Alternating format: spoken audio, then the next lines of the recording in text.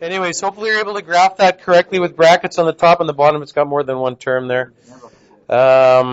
When you graph this, we'll do zoom decimal. What do you notice? You notice a hole in the graph. Okay. So this is to test your understanding of, it depends what window you put it on, because if you put it on, it has to, this is again, it's not TID3 HD, it's LD, low definition, right? There's very few pixels. The only way you can get it to show that hole is if it happens to be on a pixel exactly. So if you're just on zoom standard, it's not going to show up because each pixel, there's not a pixel that has, there's not a pixel that's exactly -3. Plus, it also it shows this connected like this. It's not really connected, right? So the fact that, I know that there's going to be something that happens at +3 and something that happens at, or -3 and something that happens at +2. There's an asymptote at x equals 2. So at first, if you're answering this for yourself here, you could say, well, we could get a picture of the graph first for you to refer to, so we can look at. So here's the graph. So we have, get this by itself first. I don't know why they always want to tell you when the screen clipping was taken. It's kind of useless to me, but. So we have this imaginary line here. Now we're going to get away from the idea of this imaginary line, and we're going to talk about limits, right? In grade 11 you said there's this imaginary line that it never touches, but we saw from that sine x over x thing that it can actually intersect the thing a whole bunch, and we're looking at limits here. But this line here, x equals 2, is going to be is the vertical asymptote, okay? Vertical asymptote at x equals 2. You can see it from the graph, but to justify it with limits or to support it with limits, what limit statement could we write here? Since what's true? Since the limit as, I'm going to make this easy and call this f of x because I don't want to rewrite the whole thing there, but the limit of f of x as x approaches, this is the key here, as x approaches something is equal to something else. And what are those two things here? As x approaches 2, right? As x approaches 2, the limit is, well, we have to put either from the right or the left here. You can't just say as x approaches 2. You can't just say as x approaches 2, because is there a limit as x approaches 2? No. There's a right-hand limit, so I'll put a little plus here. From the right, this is approaching, what's happening with this point here? Infinity, right? So you could say this. You only need one of them. You don't need both. Or you could say as x approaches 2 from the negative side equals negative infinity. No. Well, to be an asymptote, it only has to be one of those things. Or, of course, okay, the other way, just for the sake of completeness here, 2 minus of f of x equals negative infinity. So one of those two, that's where that vertical asymptote is. The horizontal asymptote, it looks like it is what? 0, right? So horizontal asymptote at y equals 0 since the limit as x approaches something of f of x equals something. What are those two somethings? What goes here? What goes here? Yeah, this is as you approach, and you can do either side again. You could go as you approach infinity, it equals 0. Or you could say negative. So you could actually say plus or minus infinity. Get used to the, plus or minus after the number means from the right or the left, but plus or minus in front of it means what it's always meant.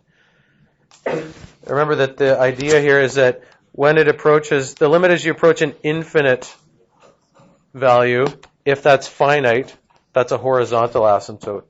But if the limit as you approach a finite value is infinite, that's a vertical asymptote. Now there's one other thing. Why did I throw that one other thing in there for you to think about? What about this point right here? Is that an asymptote? Grade 11s have a hard time figuring out the difference. They don't know their asymptote from a hole in the graph, but That's a joke, actually. You've never heard that expression? Not that one, but the one that's kind of like it. Well, you find out, okay?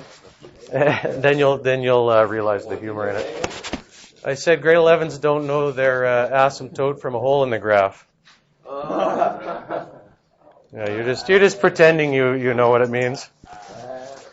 Anyways, what I'm saying is grade 11s call this an asymptote and they call this an asymptote. They don't know the difference between there's a hole in the graph here. There's one missing value. Could you write a statement like one of those, well, like the vertical asymptote thing? Well, that's true. Does it have a limit that's infinity at this point?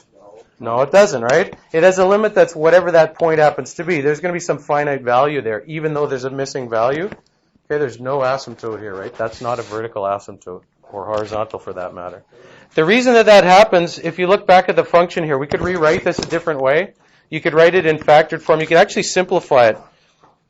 If you look at the bottom, it's a quadratic. Now, normally you'd expect two places that you'd have some odd behavior, right? There are two places, and they have to do with that function. So if you look at it here, you have x plus 3, and this was, again, x squared, plus x minus 6. If you look at the limit of that thing, what's the limit of this as x approaches negative 3?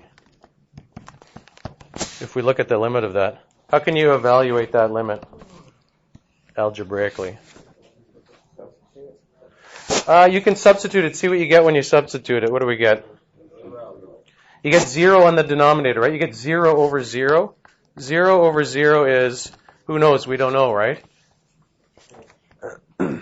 But you can simplify that. If you look at what happens with this, you can simplify it, and then you can actually evaluate the limit and see why there's not an asymptote there. X approaches negative 3 of x plus 3 over, this is x plus 3 times x minus 2. That's why there's some odd behavior at 2, and there's some other odd behavior at negative 3. It has to do with this, okay, with the denominator. You're going to either have asymptotes or missing values there. If you have factors of the denominator. If you want, though, you can simplify this. This is almost the same as this function. It's the same as if you take that function and algebraically simplify it. The only change you've made when you simplify it like that is now a value that wasn't allowed before is allowed, but the value is the same. Whatever you substitute in here is going to be the same as whatever you substitute in there. The only thing is now, before we couldn't substitute in negative 3 because it gave us 0 over 0, but now we can substitute in negative 3. Now you can actually evaluate that limit. So what is that limit? What is that value that, 1 over negative, I'll write it like this. All right, 1 over negative 5, or in other words, negative 0.2. If you look on the calculator, then you can see that value. We go back to the calculator here. If you trace on here, it's going to be a missing value, right? So this is getting lower and lower, but it's not heading for infinity or anything like that.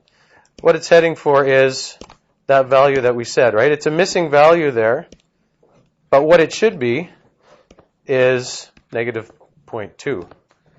If you graphed this, it would be exactly the same graph, except that hole would be filled in, right? Because the only difference between this function and this function is that one missing value there.